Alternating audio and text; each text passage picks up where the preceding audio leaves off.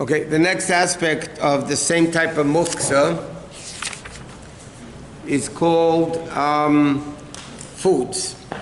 Now you have edible foods and inedible foods. Now edible foods, whether they're fit for humans or animals, are automatically not muktza.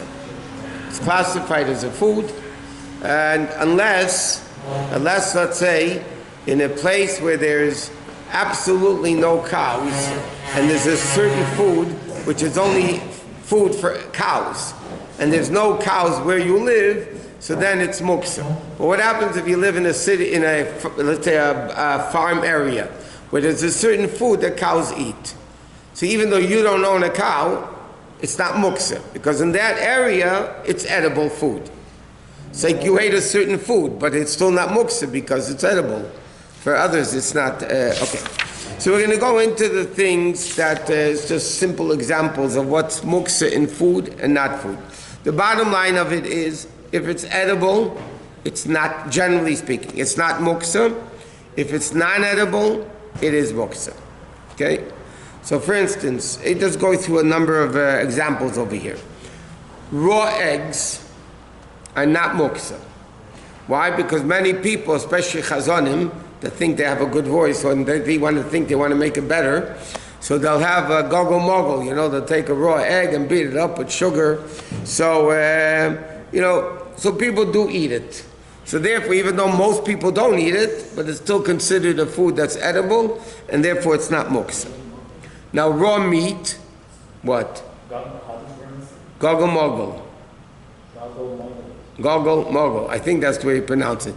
It's something that the chazonim take a raw egg, they beat it up, There's sugar in it.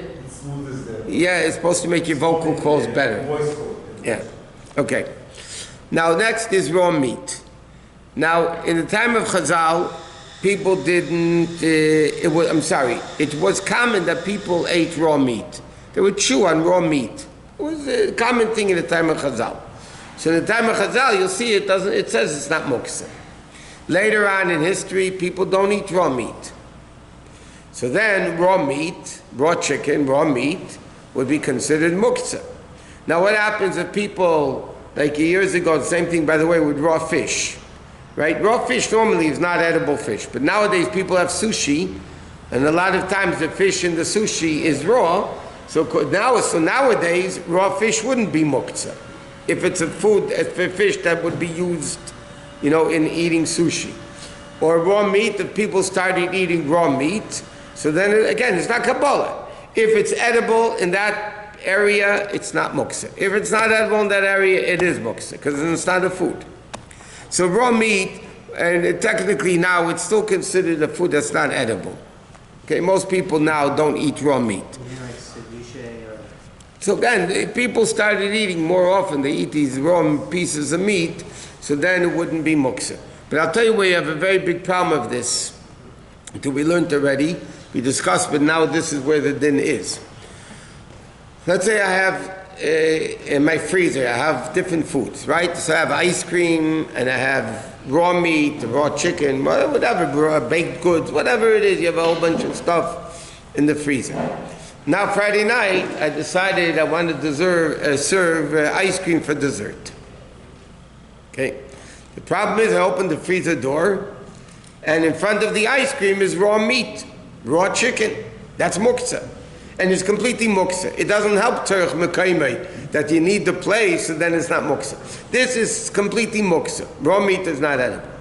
So you have to figure out a way. For instance, if you move it with your elbow, if you have room, you can move it with your elbow a little bit, but people should be aware, conscious people, that if you're serving something from the freezer Friday night or Shabbos day, you should just make sure that there's nothing blocking it along the way, which is muktza, because then you're going to have a hard time to get to it. Then it's a whole different shaila. Why are you moving it? That's to come. We'll get there one day. Okay, the same thing, by the way. So animal fodder is not muktza only in a place where there are animals? Yeah, like here in where we live, right, in Southern California, there are a lot of people have dogs, four-legged dogs, not two-legged. Four-legged dogs, they have cats, they have... So dog food and cat food here in this part of the world is not Muktza on Shabbos, even if you don't have a cat or a dog. It's, raw potatoes. one second, we're coming to this stuff now. Raw vegetables that you don't... We're getting all to that in soon. Let's not jump the gun. The dog is also Muktza, no? What? A dog is Muktza, meaning you can't pick up a dog on Shabbos. All animals are Muktza on Shabbos. The Gemara says, Shchnarach says, are Muktza. But the Muktza again means that you pick it up and carry it. You're allowed to pet a dog on Shabbos because you're not moving it. You can't pick it up and carry it on Shabbos in normal way. Baby. No. What? Pull it the dog? What? You walk it, you pull it? Okay, we're not learning carrying now. That's a whole different story. How do you walk a dog on Shabbos? Okay. But what? I don't hear you. If the dog has a shed, do you pet it still? You can pet it. Yeah. Now, what happens if you have uncooked foods? For instance, uncooked rice, beans, barley, dough. I mean, all these things, they're raw, they're not edible. So all these things, by the way, on Shabbos are Muktza, because they're not edible, and you can't cook on Shabbos. All these things on Yom Tov would not be Muktza, because on Yom Tov they're edible because you can go eat them. You can cook them and eat them. So on Yom Tov wouldn't be Muktza, but because on Yom Tov it's called food. Shabbos is not food, you can't cook. So for instance, if you have popcorn, the seeds that you have to pop to make popcorn. So finished popcorn obviously is a food, but a can of that stuff is Muktza, because you can't pop it on Shabbos. It's not edible as is, so it'll be completely Muktza. So that happens now if you come, let's say, fresh fruits or vegetables that can only be eaten cooked.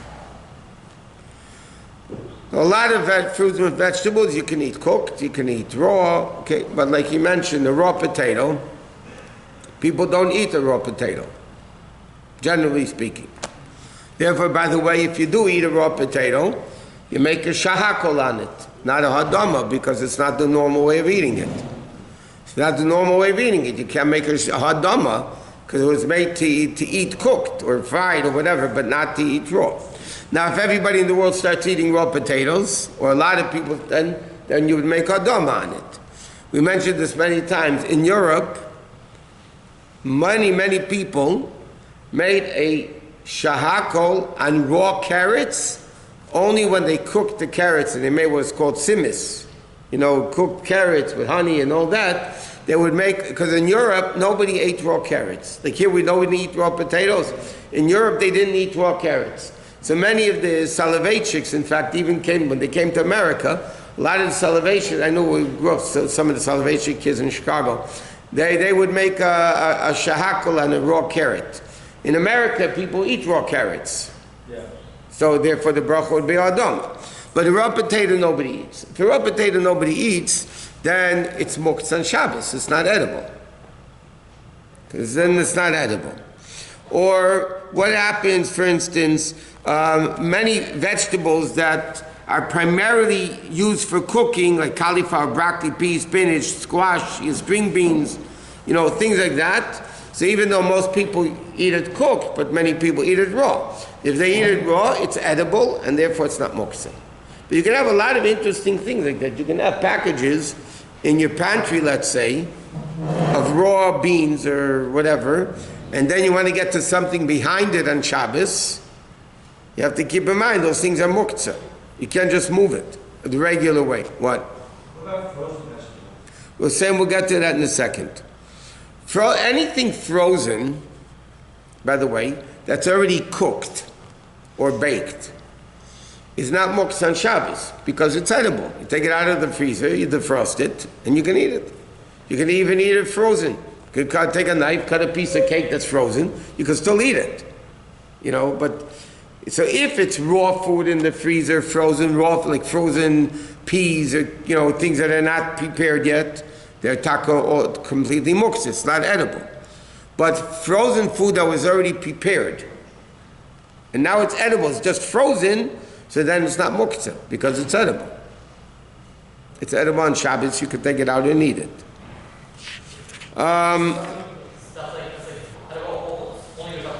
What? Like what? Like what?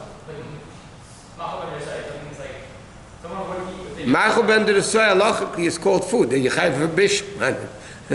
If you cook food, ma'achal ben derusoy, which is either the third cook or half cooked, you take a chayv for bishul because you made it food. You made it edible. Okay, so now you have, let's say, instant tea bags. Okay, tea bags. The world is makel to use a tea bag on Shabbos. Not everybody likes the idea. There's a lot of issues with tea bags. But the minig in the world is that they're lenient using tea bags, but you have to be careful to use a kli shlishi, because a bishul. We learned bishul, you can't cook the tea leaves, they're going to become cooked. So you have to use the third vessel and things like that. Are you allowed to drink a tea bag up and down? In the liquid, yes, not out of the liquid. That's questionable. And then you have a question of burger afterwards, if you take it out. Is it better according to many poskim? It's not better. I'm just saying it's an issue. But halachically, there are ways of using a tea bag on Shabbos. So then a tea bag wouldn't be muktza. Instant tea, instant coffee wouldn't be muktza. Why wouldn't it be muktza? Because it's edible. Anything that's edible is not muktza. You told us to take the tea bag out with a spoon. I did not say that. No, not me. No, because according to Al Rebbe, you're not allowed to. Okay, now bones. Let's say bones of, okay. So in bones you have edible bones and non-edible bones. Okay, so let's say you have a piece of chicken. Okay, now you finished eating the chicken off the bone. Now you have the bone left. So is this bone muktza or not? Because now there's no meat on it left. There's no chicken on it left. So the din is, a lot of bones, which are soft, in Yiddish it's called the march. In English it's called the marrow you have in the bone. Many people, especially the Europeans, would bite into the bone. The Americans want it's too gross for them. They would bite into the bone and they suck out the marrow from the bone. So those bones are not muktza, they're edible. They're edible, so it's not muktza. But a bone that you can't use, I mean, it's not edible, it's hard bone, you're not going to, it's not food anymore, then it becomes muktza. Cow's wheat. Huh? Beef wheat. Again, it depends. If it's a bone that's edible, then it's not muktza. If it's not edible, it is muktza. The same thing you have, a bigger problem is with shells and peels of fruit. Now you have peels that are edible, and you have peels that are not edible. Right? So edible peels are definitely not muktza. For instance, apple peels are edible. Okay? But walnut peel shells are not edible. Pistachio nut shells are not edible. 1 second. So I'm not talking about before when you have it still in the food. Because when you have pistachio nut, while it's still a nut, it's not muktza. The question, once you take the nut out, this shell is not edible. So now it becomes muktza. So, okay, it's too late to get into now. It's a problem eating them on Shabbos. I'll give you another example. Egg peels are muktza on Shabbos. Egg peels are not edible. Okay? So that people should be careful. When the old Yiddish tradition is, when they used to make egg salad, on Shabbos or something like that, if the women would know what they're doing, they would peel the egg directly over the garbage can. And then it went straight into the garbage and they didn't touch it. Like this, and the Alter Rebbe talks, it's too late for now to get into, but the Alter Rebbe talks about eating walnuts, and they're in the shell, yeah? Not shelled walnuts, but they're still in the shell. So he says, first of all, in between the nuts are those thin skin things, so you have a shaila beirer. You have to take the good from the bad, not the bad from the good. And then he says also, the shell of the walnut becomes muktza after you finish eating it. And the tendency of people is if you eat walnuts and you have the shell in front of you, or you have other pistachios, peels in front of you, what do? You start playing with it. And then it's Muktza. So then it's an issue. To be continued.